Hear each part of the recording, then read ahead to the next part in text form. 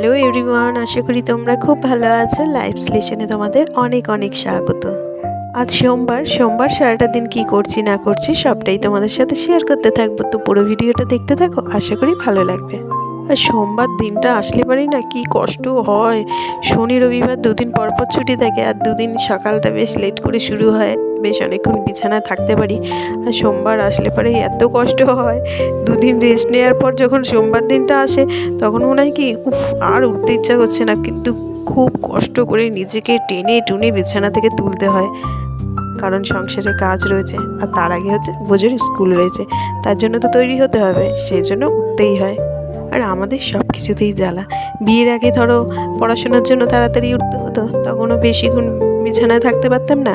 আর এখন সংসার করার পর সংসার সামলাতেও সেই একই জিনিস, একটার পর একটা দায়িত্ব সেই আসছে, আর যার জন্য আমরা সেই দায়িত্বের পেছনে ছুটেই চলেছি।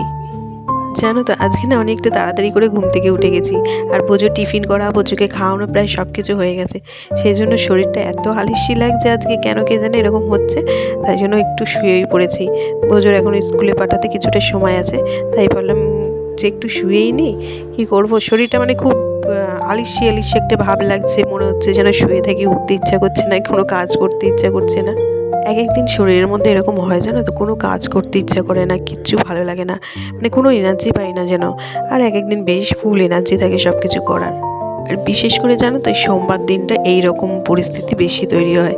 ওই যে বললাম শনি রবি দুদিন একটু রেস্ট নিতে পারি, আর যেই সোমবার দিনটা আসে মানে একটা অভ্যাসের মধ্যে চলে যাই যে দুদিন একটু দেরি করে উঠেছি, আজকেও সেই শরীরে একটু আলিস্য ব্যাপার লাগে।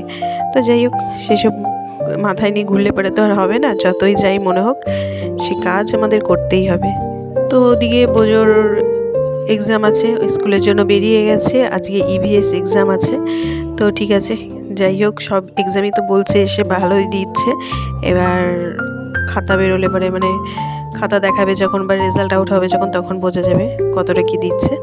চলো, এদিকে সংসারের কাজগুলো দেখো শুরু করে দিয়েছি। বিছানা চাদরটাকে তুলে নিলাম, কেচে নেব। আগের দিনই ভেবেছিলাম কাচবো, যা মেঘলা ওয়েদার হয়ে ছিল, আর বৃষ্টি নামবে মনে হচ্ছে। তবে আজকেও যে মেঘলা হয়ে নেই তা নয়, কিন্তু আর রাখা যাবে না। একটু কয়েকদিন হলে পরে বিছানার চাদরটা কেমন লাগে, আর ভাল লাগে না। তখন মনে হয় কি যে না, বেড কভারটা একটু চেঞ্জ করে দিই, তাহলে দেখতেও ভালো লাগবে। আর দেখো চেঞ্জ করে দিয়েছি, বেশ একটু নতুনত্ব ছোঁয়া লাগে। তখন মনে হয় কি একই রকম চাদর দেখছি তো 2-3 দিন ধরে, একঘেয়ে লাগছে, তারপরে যেন একটা ময়লা ব্যাপার হচ্ছে, এরকম লাগে। তখন আর ভালো লাগে না, মনে হয় বেড কভারটাকে চেঞ্জ করে দিলে পরে দেখতেও বেশ ভালো লাগবে আর পরিষ্কার লাগবে, সেই জন্যই। আর আমি তো ওই 3-4 দিন বাদে বেড কভারটাকে তো অন্তত কেচে দিই, আর কিছু না দিই। আর ওদিকে বেড কভারটা তুলে নিলাম, নিয়ে এবার একটুখানি সব কিছু একটু মুছে নেব। 2 দিন মোছা হয়নি কিছু, আর যার জন্য একটু ধুলো পড়েছে। তবে এখন শীতকাল যেহেতু ধুলোটা একটু কমই পড়ছে, দরজা জানলা তো বেশিক্ষণ খোলা থাকছে না, তাই জন্য ধুলো ব্যাপারটা একটু কমই পড়ছে। আর গরমকালে তো ভীষণ ধুলো পড়ে, তখন প্রতিদিনই মুছতে হয়।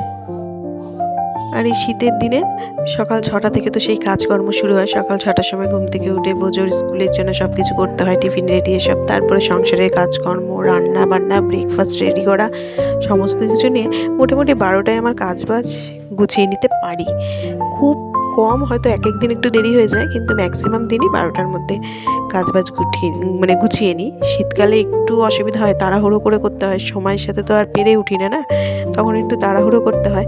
আর গরমকালে একটু রয়ে শয়ে বসে ঠসে করতে পারি। তো এই হচ্ছে ব্যাপার। তো চলো আজকে 6টা থেকে 12টার মধ্যে যেভাবে কাজকর্মগুলো করছি সেগুলোই তোমাদের সাথে শেয়ার করতে থাকবো। আর এক দিন মনে হয় কি আর ভাল লাগছে না এই সংসারে কাজকর্ম করতে, মনে হয় কি যে 2 দিন গিয়ে বাপের বাড়ি থেকেই আসি, কিন্তু সেটাও হয় না। ওই যে বোঝোর এখন স্কুল যেহেতু, আর আর যতদিন স্কুল ছিল না ততদিন বেশ এদিক ওদিক মানে যাওয়া যেত, যখন তখন ঘুরতে যাওয়া যেত, বাপের বাড়িতে গিয়ে 2-1 দিন থাকা যেত। এখন যেহেতু পড়াশোনা শুরু হয়ে গেছে এই স্কুল করে, আর সেইগুলো হয় না, যখন তখন যা কিছু হয়েও ওঠে না। আজকেও জানো তো ঠিক মতো বললাম না, রোদ ওঠেনি, মেঘলা হয়ে রয়েছে। আজকে তো অনেক কেচে দিয়েছি, কখন যে শুকোবে। আর বোঝোর এই শীতের জামা কাপড়গুলো সব মোটা ফুলাতা গেঞ্জি, ফুল হাতা প্যান্ট, মানে ফুল হাতা প্যান্ট বলছি, ফুল প্যান্টগুলো সব ট্রাউজারগুলো মোটা মোটা, ওগুলো তো শুকোতেই চায় না সহজে, কী হবে জানি না। তো চলো আজকে ব্ল্যাঙ্কেটগুলো সব বের করতে হবে, যেগুলো মোটা মোটা ব্ল্যাঙ্কেট সেগুলো বের করতে হবে, কারণ বেশ ভোরের দিকে ভালো ঠান্ডা লাগছে। এই পাতলা ব্ল্যাঙ্কেটগুলোতে না শীত মানছে না ঠিক মতন। মনোজ বললো ওটাও বের করে দিতে, আর আমাদের নিচের ঘরের জন্য একটা বের করে নেবো। আর এই সবুজ রঙের ব্ল্যাঙ্কেটটা যেন হেভি সুন্দর, কালারটাও যেমন সুন্দর তেমনি হচ্ছে অনেকটা মানে গরম হয় বেশ ভালো। আর এটা এখানকার না, এটা হচ্ছে আরবের ব্ল্যাঙ্কেট, আমাদের মানে একজন গিফট করেছিল, শ্বশুরের এক বন্ধু আরবে কাজ করতো অনেক বছর আগে, তখন গিফট করেছিল। আগের বছরই কম্বলটা ব্যবহার করেছি, অনেক বছর ধরে রাখা ছিল কম্বলটা। তো এদিকে নিচের ঘরেরটাও বের করে নিলাম। আর নিচের ঘরের যেটা, সেটা সে আমার বিয়ের পর কেনা, তো ওটাও বেশ অনেক বছর হয়ে গেছে ইউজ করছি। তো এই যেটা পুরনো হয়ে গেছে সেটা আমি গায়ে দিই, আর নতুন যেটা বের করেছি সেটা মনোজকে দিই। তো এই দুটো বের করে নিয়েছি। আজকে যে একটু রোদে দেবো তারও উপায় নেই, রোদই তো ওঠেনি, নয়তো ব্ল্যাঙ্কেটগুলো ভাবলাম একটুখানি রোদে দিয়ে তারপরে গায়ে দেবো। ও ঠিক আছে, বের করে নিয়েছি, যেদিন রোদ উঠবে সেদিন একটু রোদে দিয়ে দেবো, তাহলেই হয়ে যাবে। ওদিকে দেখো কাজকর্ম করে আজকে সকালবেলা ব্রেকফাস্টে ফেনা ভাত, আলু সেদ্ধ আর ডিম সেদ্ধ করেছি। টানা একভাবে রুটি খেতে থাকে তো ভালোও লাগে না, তাই জন্য বললাম আজকে একটু ফেনা ভাত করে দিই, গরম গরম বেশ ভালোই লাগবে ঘি দিয়ে, আলু সেদ্ধ আর ডিম সেদ্ধ দিয়ে। তাই ফেনা ভাত বসিয়ে দিয়ে চা করে সবাইকে দিয়ে আমি একটু নিয়ে বসলাম, ওই একটা বিস্কুট দিয়ে একটু চা খেয়ে নিই। আর এই যে শাড়িটা পরে তো আগের দিন বিয়ে বাড়ি গেছিলাম, পরের দিন তো আর রোদেও দিতে পারিনি, বৃষ্টি তো শুরু হয়ে গেছিলো।